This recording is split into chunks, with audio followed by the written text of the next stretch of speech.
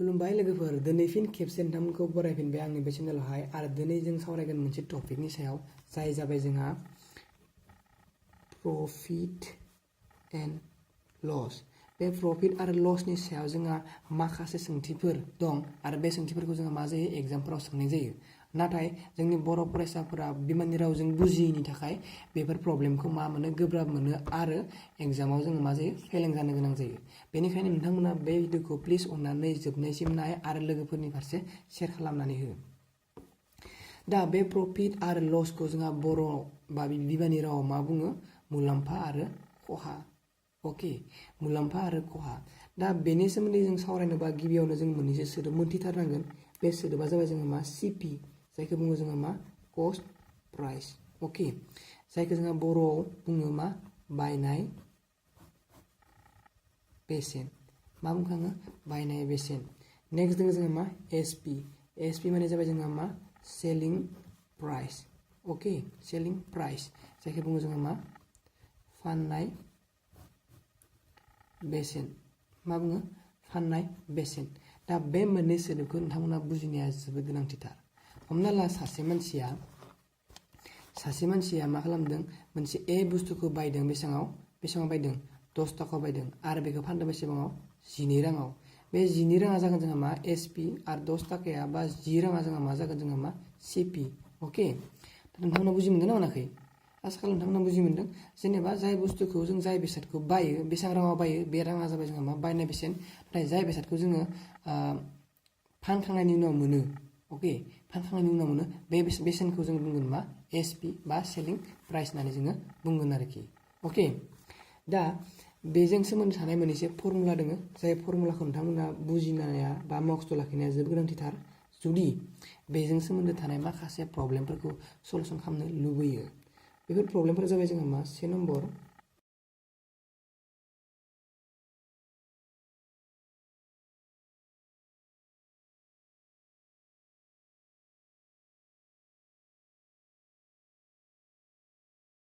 बेखिनियानो जाबाय जोंहा मा इम्पर्टेन्ट फर्मुलाफ्रा। दा बेफोर फर्मुलाखौ जोङो मा खालामनांगोन? बुजिनो नांगोन आरो मखस्थ' खालामनांगोन। दायो बेखौ जुदि नोंथांमोना बुजिनानै मखस्थ' खालामो अब्लानिया मा जागोन? अराय सम थागोन। नाथाय नोंथांमोना जुदि बेखौ मखस्थ' खालामोब्ला खम समावनो बियो गोमालांगोन। दा बेनि थाखाय आङो मोननैसो एग्जाम्पलनि गेजेरजों बुजायनो नाजादों। दा से नाम्बाराव दङ मा जोंहा? बे से नाम्बाराव जों मा दङ? Profit or गेइन। माने प्रफिट माने जोंहा मुलाम्फा, गेइन मानेबो जोंहा मुलाम्फा। मालाबा जोङो प्रफिट बाहायो, मालाबा जों मा बाहायो? गेइन सोदोबखौ बाहायो। दा प्रफिट आरो गेइनखौ जों मोननो थाखाय मा खालामो? एसपि माइनास सिपि खालामो। अके, दा बुजि मोनदों? हमना ला सासे मानसिया बे ए होननाय बुस्थुखौ बायदों बेसेबाङाव? 10 राङाव बायदों। 10 राङाव बायदों। होमबा बे मा जागोन जोंहा सिपि आरो बेखौ फाननो बेसेबाङाव? 12 राङाव। बे जागोन जोंहा एसपि। होमबा नोंथाङा बुंनो हागोन ना हाया जे बेयाव मुलाम्फा जादों ना खहा जादों? हा? जुदि जों जुदि 10 थाखायाव बायो, बेनिफ्राय जुदि जों बेखौ 12 थाखायाव फानो, अब्ला जों मा बुंनो हायो? जोंहा मुलाम्फा जादों। जादों जायाखै? 2 रां मुलाम्फा जादों। मा जादों? 12 दानखौ 10 खालामगोन ना खामा जोङो? बेसेबां जाखो होनबा दानखौबा 2, माने जोंहा 2 रां मुलाम्फा जादों। बेनिखायनो बे 12 जोंहा एसपि माइनास बे जोंहा सिपि। बेनिखायनो प्रफिट अर गेइनखौ मोननोब्ला, जिखि जाया मोनसे बिजनेसाव प्रफिट आरो गेइनखौ मोननोब्ला जों मा खालामनांगोन? एसपि निफ्राय सिपिखौ जों माइनास खालामनांगोन। बेनो जोंहा profit or gain is equal to SP minus CP. बेजोंनो जों मा खालामनो हायो? प्रफिट आरो गेइनखौ जोङो मोननो हायो। अके, आसा खालामो बुजिदों। नेक्स्ट दङ जोंहा 2 नम्बर। 2 नम्बराव जोङो दङ मा? लस। अके, लस माला जागोन? जेब्ला जों हमना ला मोनसे बेसादखौ बायदों, बायना बेसेबां बायदों? हमना ला जोङो 10 थाखायाव बायदों। अके, 10 राङाव बायदों। ओमफ्राय जों बेखौ फानदों बेसेबाङाव? हमना ला 7 राङाव जों बेखौ फानदों। बेसेबां? 7 राङाव। बे जागोन जोंहा एसपि, जोङो सिपि। नोंथाङा बुंनो हागोन ना हाया बेयाव जे मुलाम्फा जादों ना खहा जादों? देखा देखि बुंनो हायो। जों 10 थाखा बायनानै जुदि जों 7 थाखायाव फाननो गोनां जायोब्ला जोंहा बेयाव मा जादों? लकसन जाखादों। बेनिखायनो जों बुंनो हायो, मा खालामनो हायो? 10 माइनास 7 इकुवेल टु 3। माने 10 निफ्राय जोङो 7खौ माइनास खालामदों। बेनिखायनो मा? सिपि माइनास एसपि। बे सिपि नङा होमबा 10आ? बेनो माने मा? लसखौ जुदि जोङो मोननो थाङो, बेसेबां रां लस जादों, बेसेबां रां जोंहा खहा जादों, बेखौ जुदि जों मोननो नागिरोब्ला अब्ला जों मा खालामगोन? मा होनना बुङो जों बेखौ? बायनाय बेसेननिफ्राय जोङो फाननाय बेसेनखौ दानख'ना होगोन। अब्लानो जों मा नुगोन? बेसेबां खहा जादों जों बेखौ नुगोन आरोखि। बुजिबाय? जुदि जोंहा बे मोननै बाथ्रायाव दे जुदि जोंहा मा जायो SP आ जुदि जोंहा मा जायो CP निख्रुइ गिदिर जायोबा बेयाव मा जायो जोंहा मा मुलाम्फा जागोन नाथाय जुदि जोंहा CP आ जुदि जोंहा SP निख्रुइ जुदि गिदिर जायोब्ला अब्ला मा जागोन बेयाव खहा नाय बेयाव SP आ गिदिर ओमफ्राय CP आ फिसा बेनिखायनो मा जादों प्रफिट जादों लाब जादों मुलाम्फा जादों बेयाव नाय CP आ गिदिर ओमफ्राय SP आ फिसा बेनिखायनो बेयाव जोंहा मा जादों लस जादों ओके नेक्स्ट दङ जोंहा मा 3 नम्बर बे 3 नम्बराव गेन अर प्रफिट पार्सेन्टेज मा दिहुनदों जोंहा प्रफिटथ' जादों मा जादों प्रफिटथ' जादों जोंहा नाथाय बेसां पार्सेन्ट प्रफिट जादों बेसां जौखोन्दो जोंहा मा जादों प्रफिट जादों प्रफिट पार्सेन्टेज होनना बुङो दे बेखौ बर'आव बुङो जोंहा मुलाम्फानि जौखोन्दो बा मुलाम्फा जौखोन्दो होनना बुंजायो ओके बेसां पार्सेन्ट जोंहा बेसां जौखोन्दो जोंहा मुलाम्फा जादों जों बेखौ दिहुननो गोनां जायोबा जों मा खालामगोन इजुकेल टु गेइन माने जोंहा मुलाम्फा नङाबा प्रफिट डिवाइडेड बाय CP माने जोंहा मा बायनाय बेसेन इनटु 100 खौ मानो सानजाबदों जों जौखोन्दोनि थाखाय सानजाबदों बेसां लाब जादों जोंहा दैथ' जोंहा बेसां लाब जादोंमोन थाइनै लाब जादोंमोन मानि सायाव लाब जादों थाइनै बायनाय बेसेननि सायाव लाब जायो सानफ्रोमबो जायना जाया जों 10 टाका बायनानै 12 टाका फानबाय मानि सायाव लाब जाखो जोंहा बायनाय बेसेननि सायाव लाब जादों बेनिखायनो बेसां लाब जादों थाइनै लाब जादों आरो सिङाव जागोन जोंहा मा CP आ जोंहा बेसेबां बेखौ जों सिङाव लिरगोन ओके बा सायाव लिरगोन जोङो मा गेन बेसां लाब जादों सिङाव जों लिरगोन मा CP बायनाय बेसेन इनटु 100 जास्ट बेनोसै आरोखि नेक्स्ट जोंहा मा दङ लस पार्सेन्टेज खहानि पार्सेन्टेजआबो बेनो जोंहा बेसां खहा जादों जोंहा थाइनै खहा जादों थाइथाम खहा जादों माने जोङो सायाव लिरगोन जों लस खै टाका जोंहा लस जादों मानि सायाव लस जादों जायो जोंहा बायनाय बेसेननि सायाव लस जायो 10 टाकायाव बायदो 7 टाकायाव फाननो हादों माखौ लस जादों ना गम मोनखो जोङो बायनाय बेसेना जोंहा मा बारा जाना थाबाय बेनिखायनो जोंहा सिङाव मा CP इनटु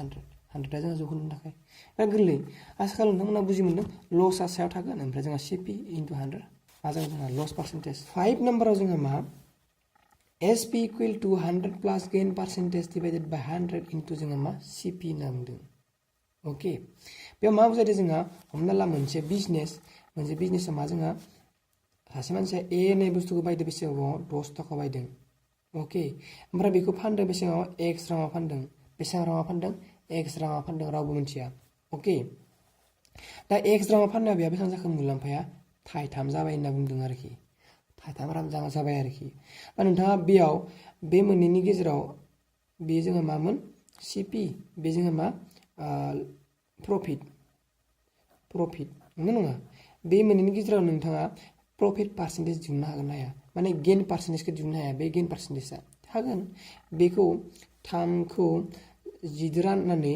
100 सानजाबानोथ' जों मोनो मा गेन पार्सेन्टेज दा बे गेन पार्सेन्टेजखौनो जों मा खालामनांगोन बेयाव फज'नांगोन ओके नङाबा नोंथांखौ मालाबा बुंनाय नङाबा लिरनाय थाखागोन हमना ला 10 टाका बायबाय आरो X राङाव फानबाय आरो बेखिनि X राङाव फाननायखाय बेया मा जाबाय हमना ला 3% बेया मा जाबाय मुलाम्फा जाबाय बे 3%खौ बेयाव 3खौ लिरना होबानो जाबाय CP आ बेसेबांमोन जोंहा 10 टाकानिया बे 10 टाकाखौ CP नि जायगायाव बे 10 टाकाखौ फज'ना होबानो जाबाय आरोखि होमबानो जों मा खालामनो हागोन X नि भेलुखौ मोनगोन बे X नि भेलुआनो जाबाय जोंहा बे SP आ ओके आसा खालामो नोंथांमोना बुजि मोनदों नेक्स्ट आरोबाव SP equal 100 minus loss percentage मानो लस पार्सेन्टेज खालामदों नाय नेक्स्ट मा लिरदों SP equal to 100 minus loss percentage divided by 100 into CP मानो बुंखां बिदि बुंनाय कारना मा जुदि नोंहा लस जायोबा जों मा खालामगोन बेयाव माइनास खालामगोन बाखि एखेयानो बेयाव मामोन जोंहा प्लास दङ प्लास जानायनि कारना मामोन जोंहा बेयाव मुलाम्फा जादों गेन जानायखाय जों मा खालामदों बेयाव प्लास खालामदों आरो बेयाव जों मा खालामदों लस जानायखाय जों बेयाव माइनास खालामदों बास बेनोसै आरोखि बुजिबाय CP into 100 minus loss percent divided by 100 into CP बे फर्मुलानि गेजेरजों जों मा खालामनो हायो SP खौ दिहुननो हायो जुदि जोंनो कुइसनाव मा होना थायो CP माने बायनाय बेसेन आरो जोंहा मुलाम्फा खहानि जौखोन्दो बेखौ जुदि होनाय थायोब्ला नेक्स्ट नाम्बारा जाबाय जोंहा मा CP माने कस्ट प्राइस माने सासे मानसिया X राङाव मोनसे बुस्थुखौ बायदों बे फर्मुला दै 100/100 प्लास गेन पार्सेन्टेज इनटु SP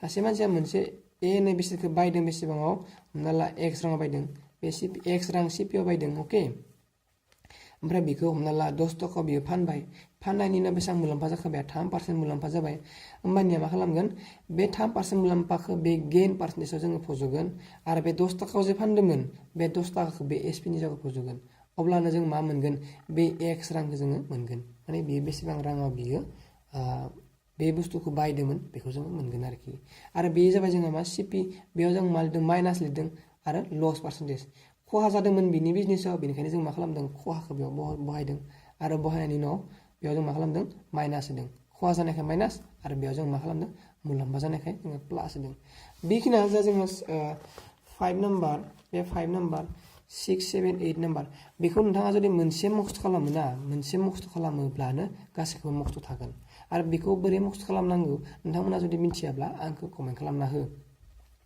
मोनसेखौ जुदि नोंथांमोना मोजां मखस्थ' खालामनो हायोना होमबाना गासैखौबो नोंथाङा मा खालामनो हागोन गोरलैयैनो गोसोखांनो हागोन आरो बे आंहा 100% गेरान्टि 100% गेरान्टि नोंथाङा बेखौ गोसो लाखिनो हाखागोन आसा खालामो नोंथांमोना भिडिअखौ बुजि मोनदों जों बेजों सोमोन्दो थानाय मोननैसो जोङो प्रब्लेम लागोन हमना ला जोंनो मोनसे प्रब्लेम होदों बे प्रब्लेमा जोंहा मा कुइसन नाम्बार 1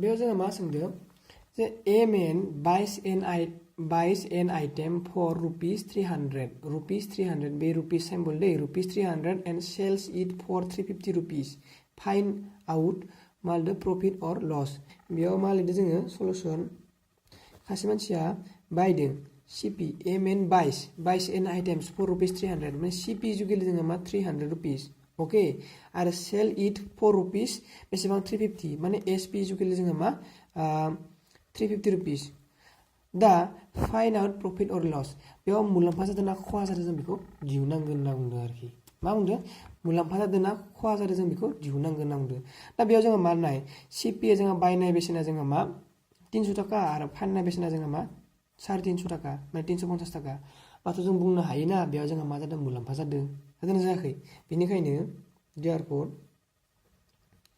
प्रफिट और गेन लिरोमोन ना प्रफिट और गेन इज इक्वल टू मा SP minus CP is equal to बेसेबां जागोन 350 माइनास 300 नंगौना नङा इज इक्वल टू 50 रुपीस नंगौना नङा माने जोंहा 50 टाका जोंहा बेयाव मा जादों मुलाम्फा जादों आं बुंदोंमोन ना जुदि एसपि आ सिपि निख्रुइ गिदिर जायोब्ला मा जायो बेयाव प्रफिट जायो होननानै बुङाखैमोन दा बेयावनो एसपि आ सिपि निख्रुइ गिदिर नंगौना नङा बेनिखायनो बियो मा प्रफिट आरोखि बुजिबाय आसा खालामो नोंथांमोना बुजि मोनदों नेक्स्ट कुइसन जोंहा मा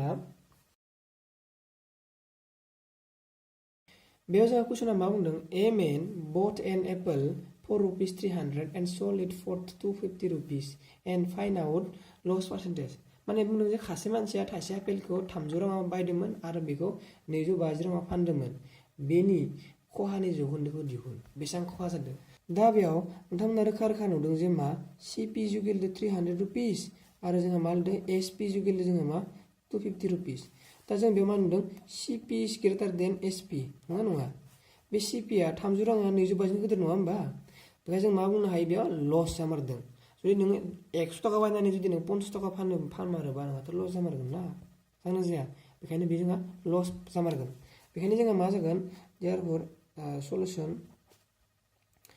loss is equal to CP minus SP is equal to 300 minus 250 बेसेबां जागोन 50 रुपीस 300 निफ्राय 222 थांबा जों 22 थागोन बा जोंहा बेसेबां लसखौनो जाखो 50 रां लसखौनो जाबाय ओमफ्राय दा बेसेबां जौखोन्दो लसखौनो जाखो बायनाय बेसेननि सायाव therefore loss percentage बेसेबां लसखौनो जाखो नांगौ 50 रां मानि सायाव लसखौनो जाखो बायनाय बेसेननि सायाव बायनाय बेसेना बेसेबां जोंहा 300 रां नंगौना नङा बेनि सायाव जागोन जोंहा मा 300 रां into 100 is equal to लाथिख' जों दानबाय 3 रां जागोन ना बियो रां जाया 3 2 थाबाय थागोन थाया